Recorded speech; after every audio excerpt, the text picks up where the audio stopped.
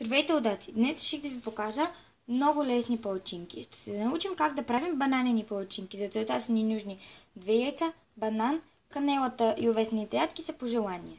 Смесваме всички съставки в едно. Моята консистенция се получи горе-долу ето такава, а пък сместа е малко, защото изпържи другите палачинки, за да не се бавя с снимането им. На вече загрят тиган слагаме палачинка. Трябва да е сравнително малка, защото банановите палачинки стават по-хубави, обръщат се по-лесно и са много по-вкусни, когато са по-мънички и се обръщат по-лесно. Да, казвам.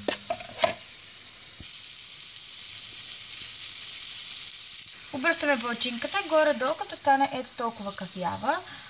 Винаги при банановите палачинки, палачинките ми стават много кафяви, не знам защо. Може би заради някои от съставките. След това я обръщаме ето така няколко пъти за по няколко секунди, за да се доизпържи от всякъде.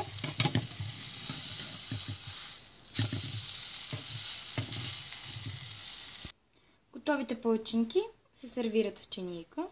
Отгоре мацнати с шоколад. Моят е на нутела.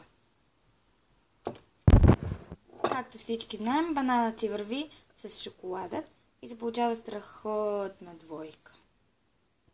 Начупете си един банан, поресете с малко овесени ядки и с малко канела.